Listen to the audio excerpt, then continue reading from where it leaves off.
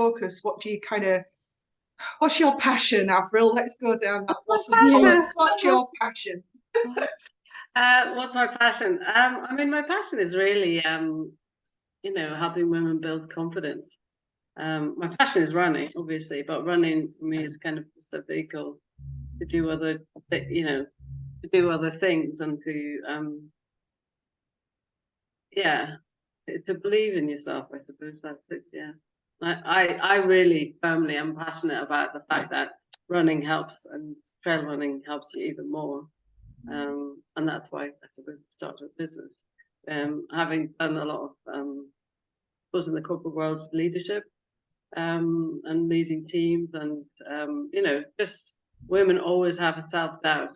I don't know, it's a terrible thing. I mean, maybe some women don't, but a lot of women show a lot of self-doubt. Actually, I was interesting. I'm working with, so I try and then work with different people in different places. At the moment, I'm working with someone in South France who organises trail holidays, and he's a man. I mean, I work with men and women, so he's a male ultra runner, and I'm bringing a group of women, and so I'm chatting through with them, this, that, the other thing, and he said, I just don't understand. He said every time I'm have women in the group, they're always like, so he does mixed groups.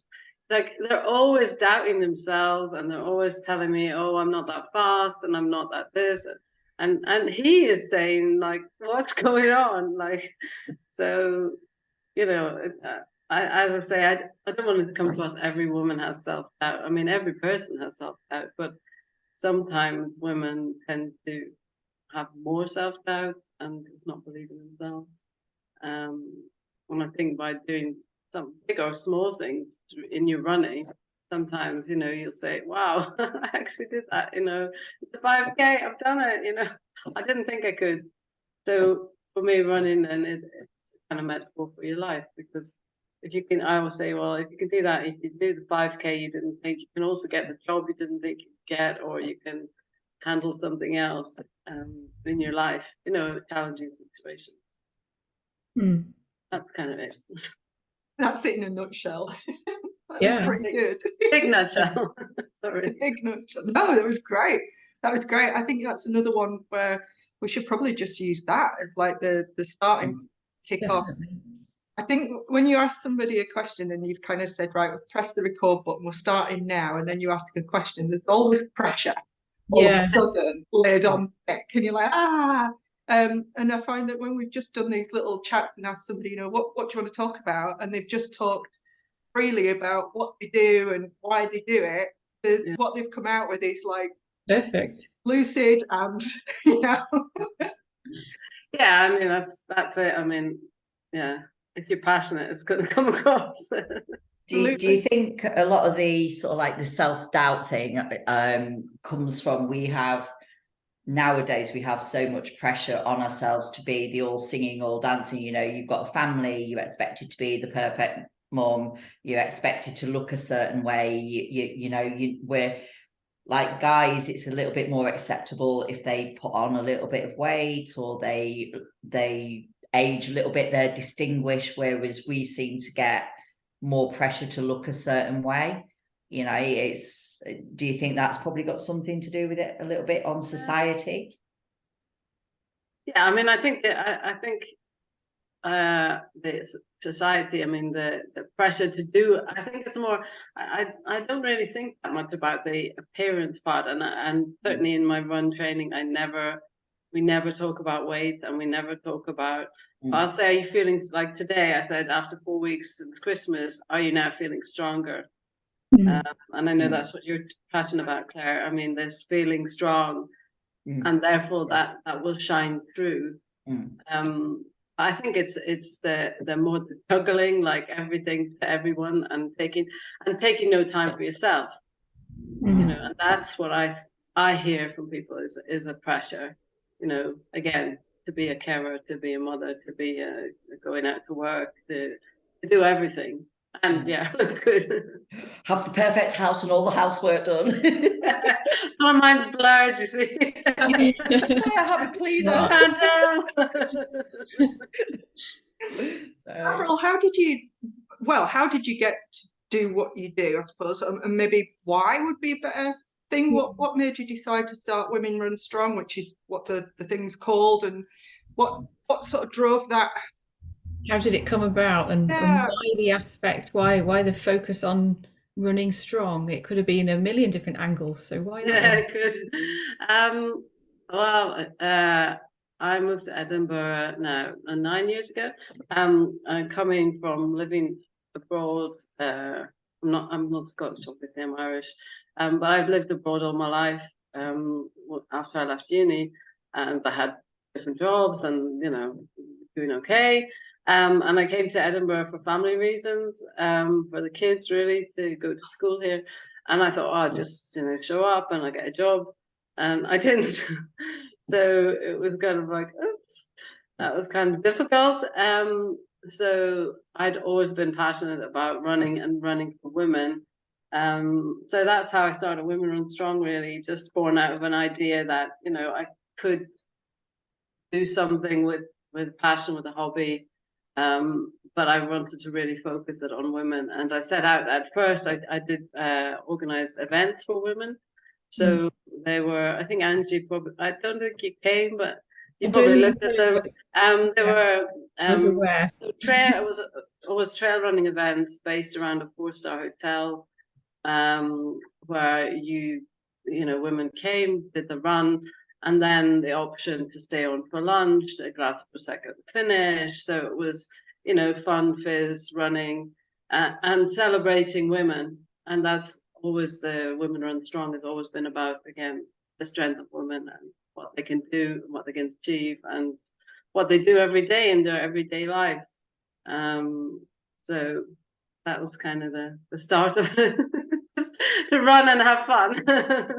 And run on trails. I suppose the trail part is because the trail is makes it again more challenging and less likely that you're going to compare yourself. Oh, my PB, do 5K park run, and every time you're always going to check in. Oh, I was like, I don't know, 10 seconds slower than last week, and that doesn't make you feel good. And I've been there in my running as well, where you but trail running, you can never compare. Every day is different and every trail is different. So that was kind of broad. What are the biggest barriers that women coming to you that are wanting to start running? What do you see as what are their main? I mean, you've mentioned a couple of them in the preamble, but I'm just hoping to expand on it a little bit. Their main, reasons for not running, I suppose. Yeah, I would say most people say time. I mean, the confidence to get out there but I think it's making the time. I think that's always the thing. And so now we run weekly training sessions, but always again within a plan. Like at the moment, we've an 11-week session. So with the goal at the end to go and do a Pentland run, and for 2 hours, in the mud. So there's one session with a run leader, and then people are supposed to do 2 sessions in the week apart from that. And then every time we meet, we say, well, how are you doing? Did you get out? How was the weekend? Did you get your long run? And then, oh, well, I had to take the kids here, or, that whatever happens. So it's people making time to do the running, because get stronger and get more confident. I mean, the more time you put in, obviously going to help. Yeah, absolutely. Hear time a lot. I'm never entirely convinced that that's I find time perhaps one of those excuses that's easy. Not that it doesn't exist, that's not what I'm saying, but I think it's used an awful lot as a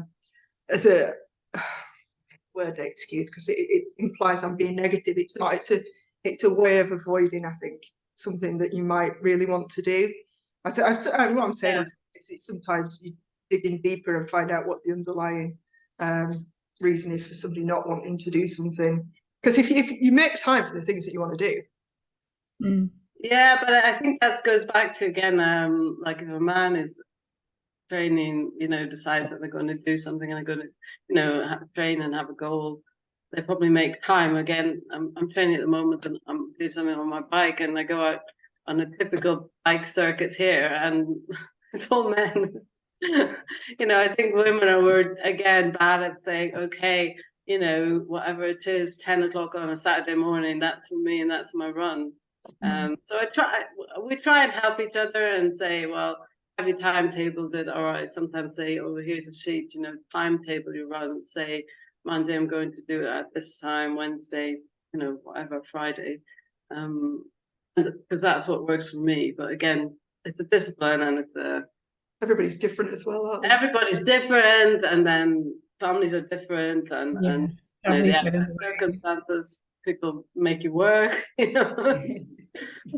Do you find as well sometimes, I think I wrote a piece on it about you procrastinate through fear of failure. You fear not being good at something, or you fear that you're not going to do it, so you actually go, you'll find an excuse, and every excuse really is legitimate, isn't it? I mean, every excuse that we come up with, it's got a really good reason behind it.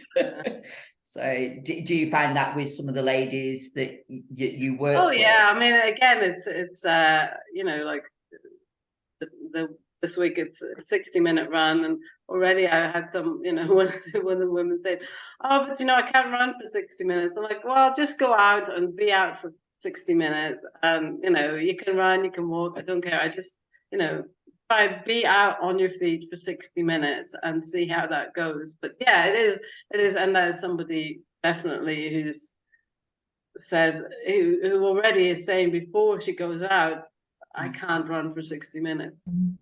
Yeah. I mean, I know she can actually. And then, well, I mean, the one way, it's a kind of aside, but I think this is where I think running is really important to have a running community for women, to have a running community, because if I always try and say, find a run buddy, and then say, okay, I have a run buddy, and I go out every Monday morning with this woman, and neither of us will cancel. I mean, you wouldn't. I mean, you can cancel, obviously, if it's something really serious, but that's Monday, and we've been doing it for 8 years, and that's Monday morning for me, and so I try and say, you know, I know these people who do procrastinate and who don't put the time in for themselves. If they say, well, I'm meeting my friend at 9 o'clock on Saturday morning, then they will do it. So to try and help people find ways to get over the barriers.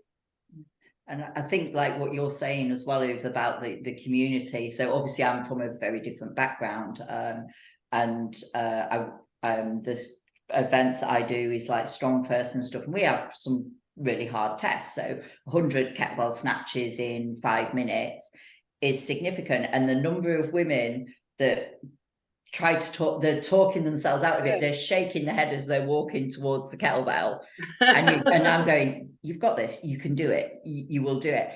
But the support of everybody in the community, I mean, we've got men and women there, but the support that everybody gives them. And I mean, I've had women that have hit the test and they burst into tears, and the worst thing they can do, because I am terrible, that I can feel myself welling up, because it is such an empowering thing for them to do, and they've never thought that they could do it. And as a coach, that is the most amazing feeling, and I'm sure you get the same thing. Yeah, totally, yeah. I'm curious as well how that strength and confidence and self-courage, pushing yourself and seeing perhaps how that develops not just the physical stamina, but perhaps the person, the woman as a whole. Do you, in your training, if you're spending like 11-week programs, 12 weeks, and taking these women literally on a journey, physically, mentally, emotionally, do you notice yourself that they go through a bit of an internal journey as well as physically with the running? Does that? That's always my aspiration, I have to say. Yeah, they do. I mean, again, you know, different people will have different barriers, and yeah, certainly, I think it will help them. I mean, to go on to the subject of today as well, menopause.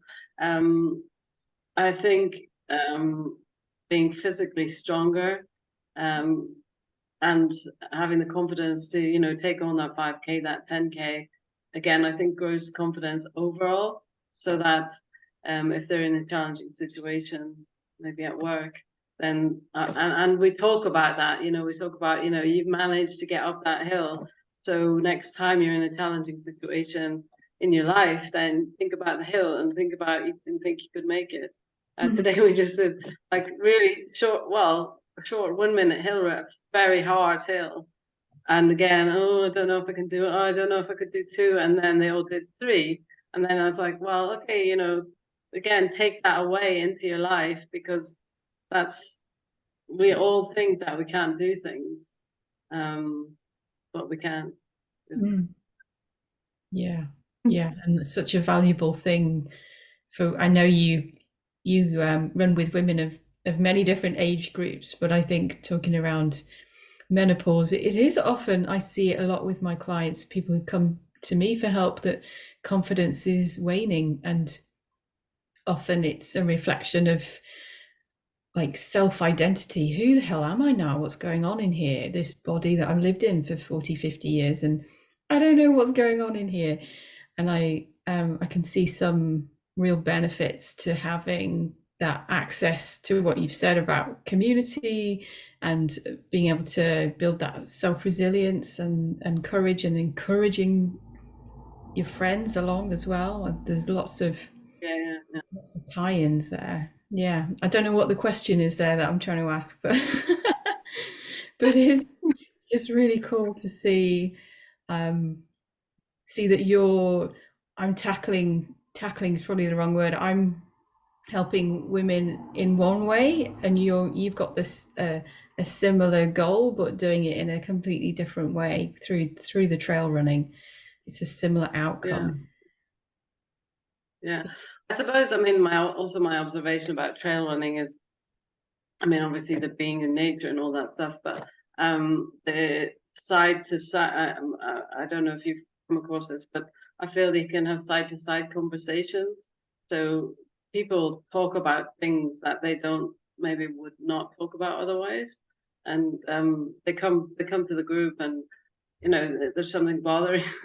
Like, you know, we often just meet and it's like someone said, oh, you never guess, you know, what my husband, you know, whatever did, you know, like just comes out, you know. It's like, then there will be, you know, other topics that people will share. I mean, I'm not sleeping. Why are you not sleeping? Oh, well, I'm having the flushes or whatever. So again, because of that side to side conversation, not facing someone straight on, I think they have some very meaningful conversations. And maybe with people they don't even know that well, maybe like your best friend, when you're going through a difficult situation and you don't want to admit it, maybe your best friend or your partner, or sometimes somebody which I think is your running friend, you know, your running buddy, the person you see just once a week, might be the person or the group that you might share it with. So yeah. Hopefully some good will come of it.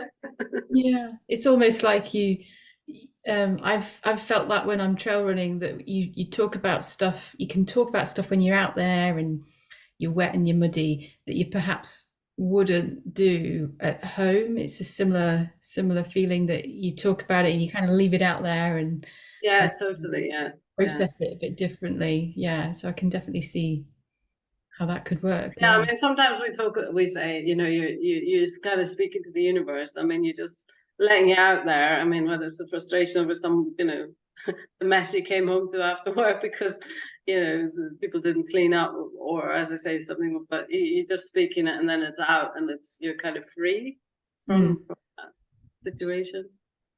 I think it's helpful. Do you find as well, sorry, I'm hogging all the questions. If the others have got one, jump in. I'm just wondering, do your runners, do your ladies and your community, does menopause come up in conversation? Because I'm noticing over the last few years, there's definitely a bit more of an acceptance and a willingness to talk about it. Have you noticed that at all? Yeah, I mean, as I shared with you when we had our pre-conversation, I'm now 57 and I kind of went into perimenopause almost 10 years ago. So at the point when that process started for me, I think there were no conversations about menopause. I mean, I was just totally taken by surprise. I don't know why. I feel kind of a bit weird about that. I mean, things were happening. I was like, oh, what's this? I mean, nobody told me about this. So I think there are far more conversations out there. Personally, myself, I'm very willing to talk about it if somebody brings it up, or again, if we're talking about running and saying how are you feeling, and somebody says again, I'm really tired, or I've got a lot of joint pain or something, and I mean, I know their age roughly. And then sometimes I'll say, you know, if you don't mind me asking, like, what stage are you at? You know, obviously somebody I've got a trust relationship with. And then sometimes we discover, yeah, maybe that's causing this joint pain or tiredness, you know, excessive tiredness, or, you know, again, they're not sleeping because you've got flushes. And then people within a group might then share that they went through similar and what they experienced or how they, you know, resolved it. And obviously exercise does help your energy levels. So I kind of say, don't stop running. You will feel, it will help, it will help. So yeah, there are more conversations for sure. Yeah, great.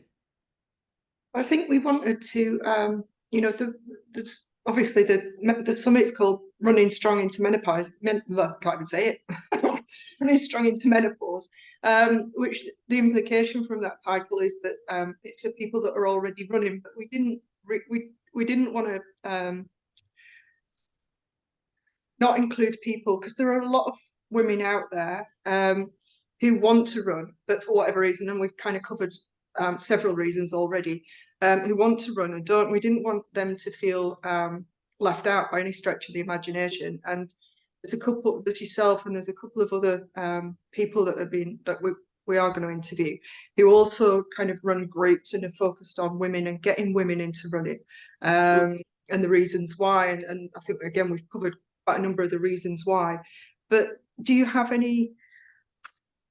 I hate top tips. You know what? If anybody wants to, fucking top tips, really. You know, the top tips and your 3 best exercises for losing your belly fat. I want to slap anyway. I don't know, what am I saying? Advice, tips, just anything that we can kind of use to almost like give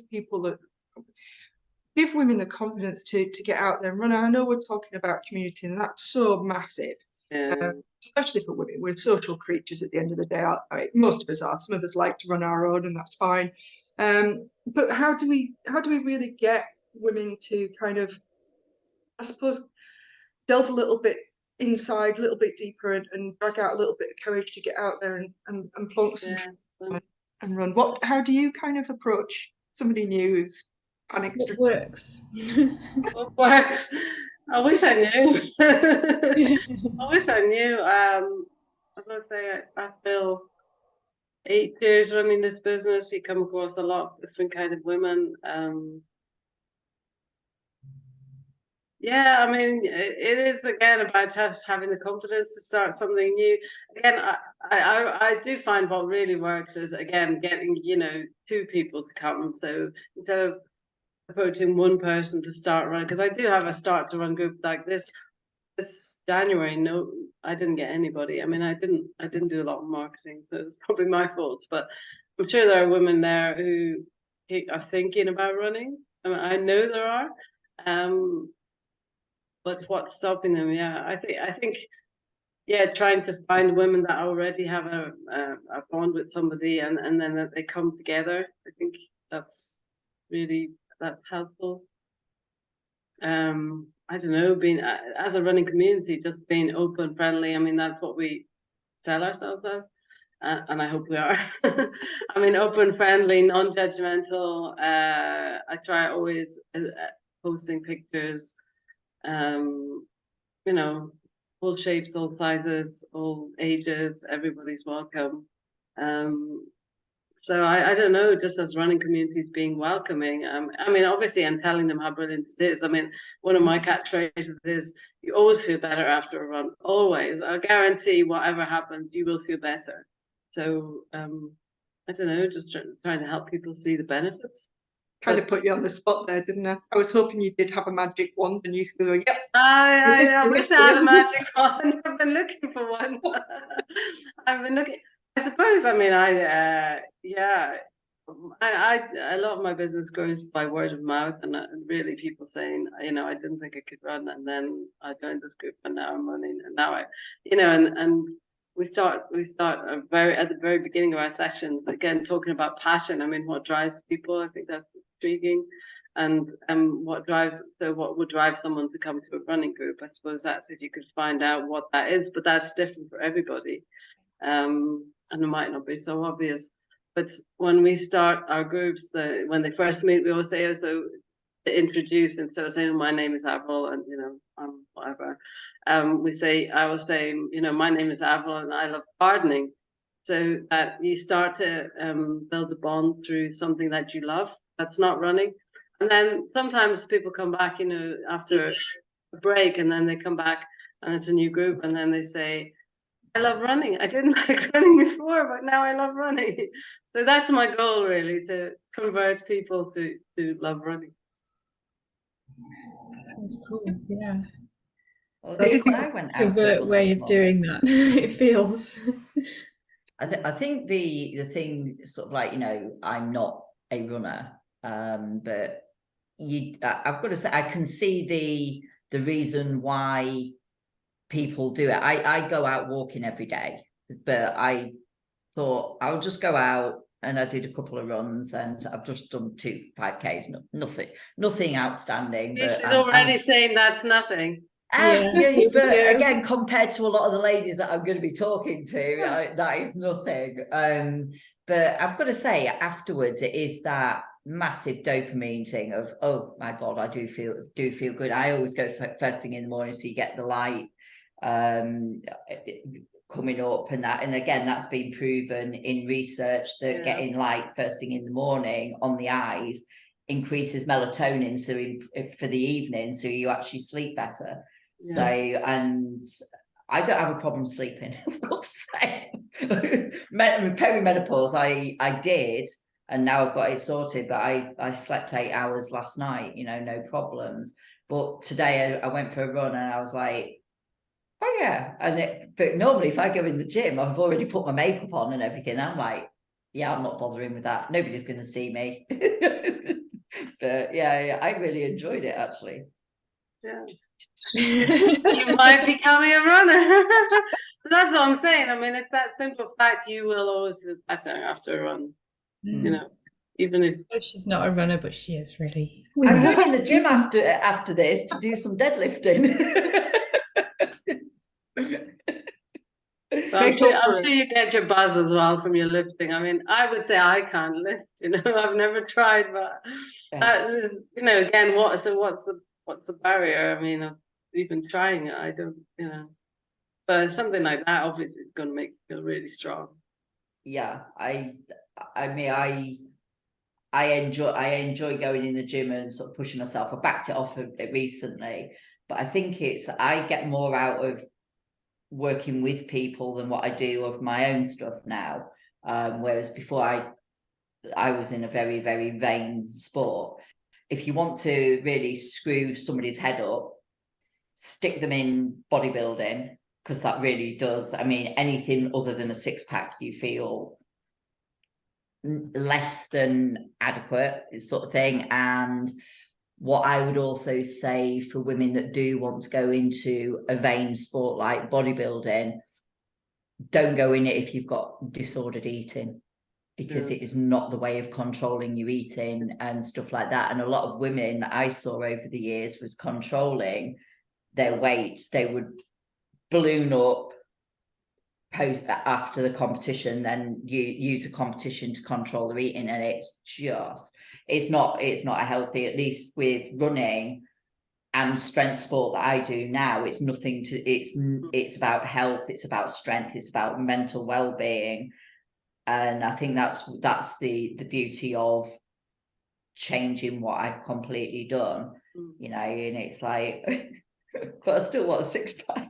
Who doesn't like? Give me one, but It's a lot You of can take the girl out of bodybuilding. That's where I go. I want one. I just don't have the time. yeah, That's there's my time excuse on that one. I was like, I like my food too much. yeah, that's the thing. Don't want it that much. Yeah, Yeah, it would I don't be want it nice, that much but- now.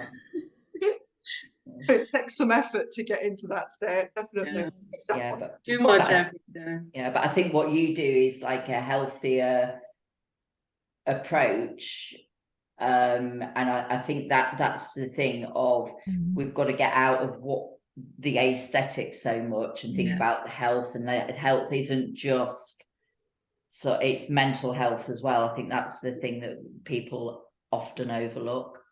And at a time in life, at peri and postmenopause, when you can really start doubting yourself and questioning things about yourself, having a way of building that strength within yourself, so it's not all about the six-pack, or in my case, not the six-pack, but maybe something else about. I bet you know your 10K PP. Yeah. Yeah. I think I like that message that you've got where you don't talk about weight at all. I think No, never. that's brilliant, because it's less about what you weigh and more about how everything else we've talked about, that giving somebody the confidence and the self-confidence and self-esteem, all those things, is so much more. I suppose we're back to empowerment, aren't we, and inspiration rather than like you say, like the aesthetics. But I think I suppose at perimenopause, menopause, the aesthetics are changing sometimes a lot and relatively quickly as well. I mean, that's a massive. I suppose it's a confidence knock, I suppose, isn't it? It's knocking your confidence, even allowing for all the other changes as well. I suppose it's nice to be in a position or a group where you don't have to focus on that.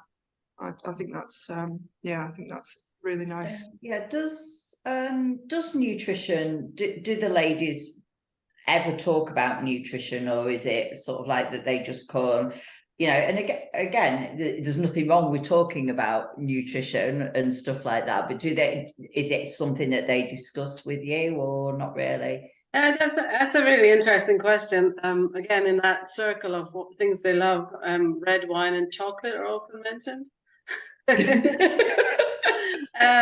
So again, I prefer to encourage the free conversation.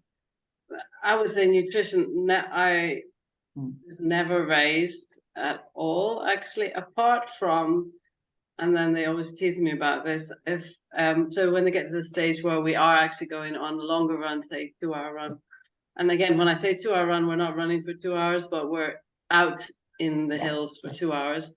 And again, sometimes I've taken groups to pretty remote places on the West Coast. So then I do talk about nutrition, but more in the sense of having enough food. And I will, especially with beginners and people that I can see maybe a bit vulnerable, I will always ask, have you had your breakfast? Because sometimes I have had people turn up and they haven't had the breakfast, and you do, something quite vigorous. And you can imagine it's not going to end well. Especially if their body isn't trained to do that. Like like I said, I can run fasted. Would I tell anybody else to do that? Hell no. I run off fats. But coming back to the red wine and chocolate, I think everybody thinks I'm a Puritan. I do like a good glass of Malbec, 100% chocolate. And I found a really nice one that's got orange oil in. And oh my God, that was so good.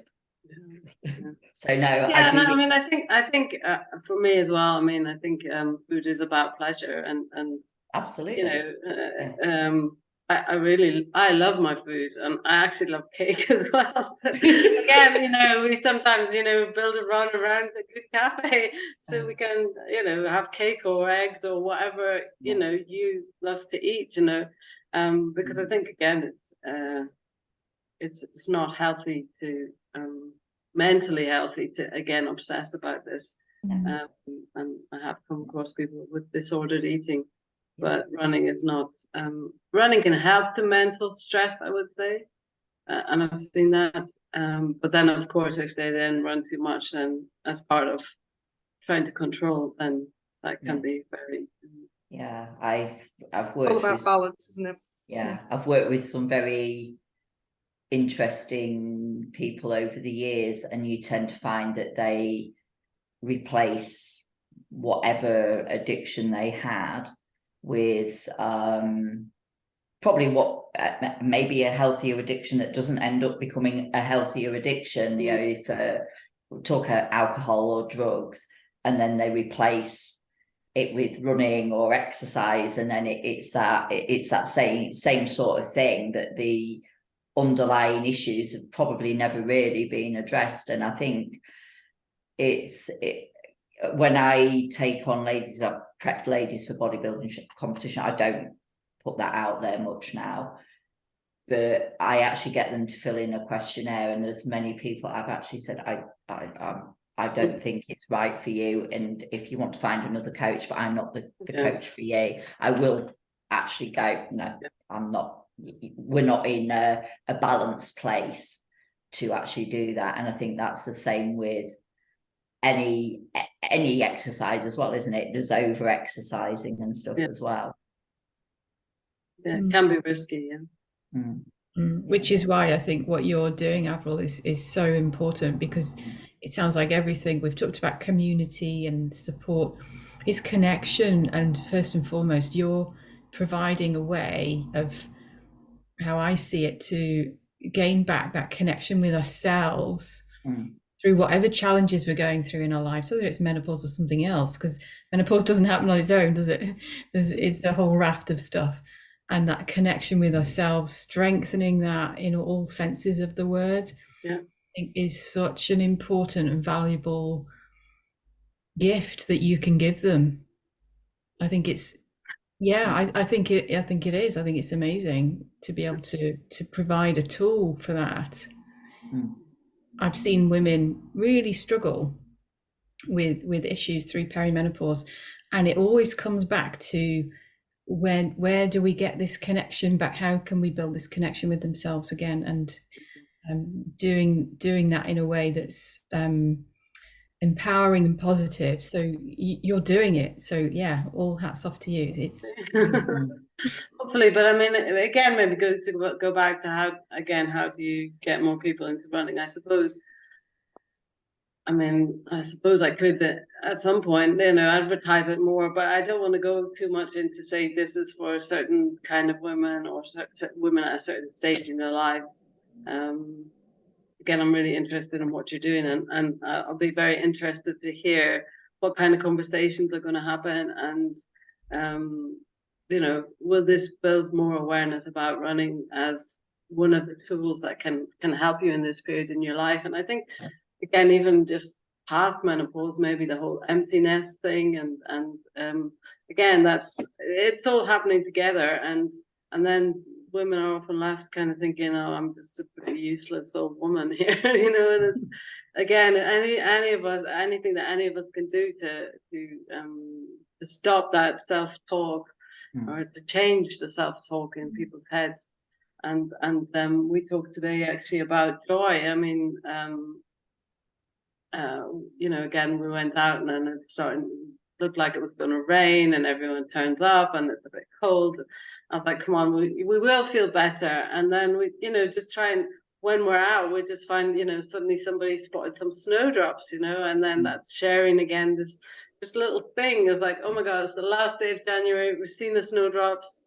Things are going to get better, but hopefully people will have gone home with that in their heads, make their day overall better, whatever challenges they're dealing with every day. So it's just the small things and the big things. The small stuff's always the big stuff, really. Totally. I like it. I'm conscious of your time, Avril. I know you said about half an hour, so that kind of just summed up nicely everything in another nutshell. A big one, a good one. Big important nutshell. Is there anything you wanted to say that we've kind of not dragged out of you, or? talked you into staying? Yeah, I mean, I did make, when I spoke to Angie, I did make a few notes. So again, just to recap a bit, I mean, again, the trail running for me is pushing out and we also get people who have run for many years. And again, sometimes because of menopause, finding road running is a bit hard on your body, hard on your joints, kind of starting to get niggles, injuries. And then say, oh, well, I'm going to try trail running and see if it's any different, but I don't no idea where to start. And I don't have the confidence to go out in the woods. So I would say for everybody, the trail running is pushing you. You know, we take small steps, but it takes you outside of your comfort zone. And actually, the block that we're doing right now is we're deliberately every session taking people to a part of the trails. I mean, it's a very big area we run in, so taking them somewhere we've never taken them before, where it's a bit tricky, where it's you know, rocky ground or tree roots or something that's they've not encountered, and just say that, you know, just follow me, you'll get through it. And again, oh, I wouldn't have gone there. Oh, I didn't know that path was there. It's like, well, next time you're out, just take a path you don't know. And somebody said, oh, I might get lost. And then somebody else said, well, you know, you're in this, you know, walled in area. You're not going to get lost. Ask somebody. So that's pushing yourself outside your comfort zone. Again, overcoming anxiety in your running, and then will hopefully take you beyond self-doubt and other things. Again, we hope to offer an open conversation, a safe space where it's friendly, and people can share experiences that they're just going through, you know. Because I think people have friends, but then as your life is changing, as your phase in life changes, you know, maybe you need other relationships as well to support you. And again, we have a range of ages. So we have women who have quite small children, from like, say, age 5 to, I mean, the oldest person running with us right now is 65. So obviously her children are well gone. And people without children, obviously, but a range of ages. So then maybe that older person will you know, pitch in to a conversation and give a different insight. So I think that's good. And then again, it's just giving them inspiration and ideas to do things that are, you know, again, before they never thought about, or, you know, we have weekends away or run in the Pentlands, or somebody yesterday was talking about doing the Larwick Grew, which is a massive challenge. I mean, it's I did that 4K last year. through pretty, you know, pretty on chart, you know, it's pretty remote. I mean, she started running maybe a year ago, a year and a half ago with us. So I'm like, wow, great, you know, fantastic.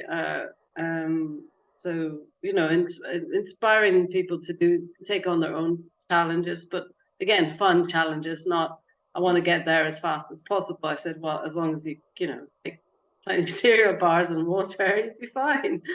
And then just the joy, sharing the positive energy, and hopefully after every session that people come back and say, oh yeah, feel better, got more joy. And yeah, so it's our kind of catchphrase, you know, courage, joy and strength, and that's what we hope that people are going to take away. Brilliant. In a smaller nutshell.